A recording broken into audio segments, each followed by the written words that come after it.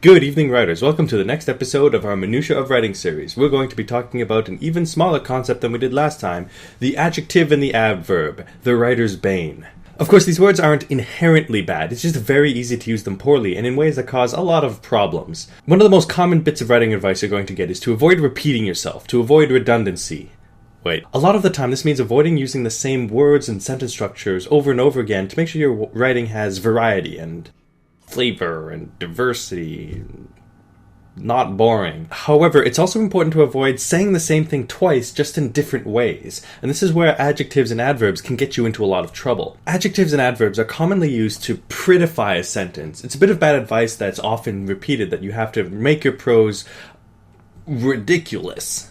I don't want to say ridiculous, thorough, or emotional, or some vague notion that you have to just put a whole bunch of words into a sentence and make it, long and convoluted. But no, sentences should be, simple, direct, as short as possible to express whatever you're trying to say. And when you start packing in a sentence with adjectives and adverbs, trying to add a bit of depth and development into an idea, oftentimes you're not actually doing that. The problem is, it's very easy for these words not to add anything to the sentence. They're often unnecessary, repeating things that are already implied by the word that they're modifying. Consider this sentence. Julie stomped furiously down the narrow hallway.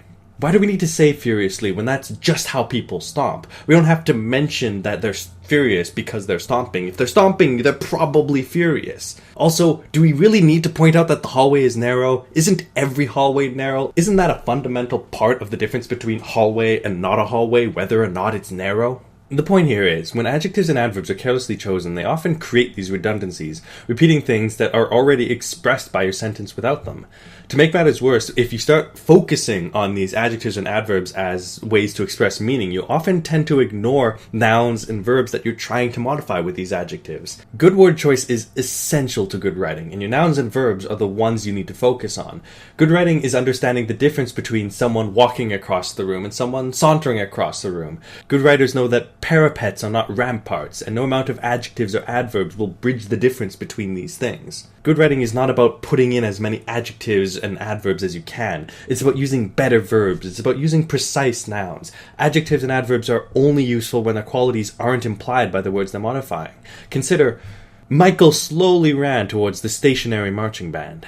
The new budget evoked a quiet rage from the official opposition. In both of these examples, the adjectives enhance the context of the words they modify. They change their meaning and connotations in order to paint a clearer picture of exactly what's happening. Sure, Michael's running towards the marching band, but they're not moving, so he doesn't really have to go very quickly in order to accomplish that goal. Also, there's no adverb in a sentence, because evoked is exactly what I want to say here. You can't say spuriously evoked. Boy, that would be a terrible phrase. Spuriously evoked. Ew.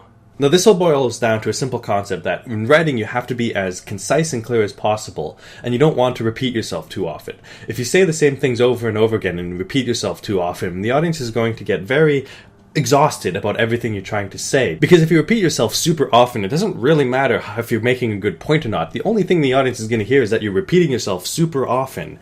I hope you understood that. I wouldn't want to repeat myself super often. So last time when I talked about paragraphs, I gave general advice about how to use them better. But for adjectives and adverbs, the rules are extremely simple. 1, don't use them if you don't need to. And 2, choose better nouns and verbs so that you don't, 1, need to use them. When you're using adjectives and adverbs, you have to ask yourself, is this word actually doing something? If the answer is no, or if it's I don't know, get rid of it. And that's all there is to it. Thank you for joining me for this episode of the Young Writers Vlog. Make sure to check in next time when we talk about an even smaller concept, the word said. And more broadly, the difference between function words and content words. But, it's a good example. Said. You'll figure it out. It'll make sense. Good evening, writers. Welcome to the next episode of the vlog, and we're going to continue our talk on the minutia of writing, and I need to stop doing this too much. And to a certain extent, that's all there is to it. Catch you next time on the Writer's Blog. What up? Sign out. Bye.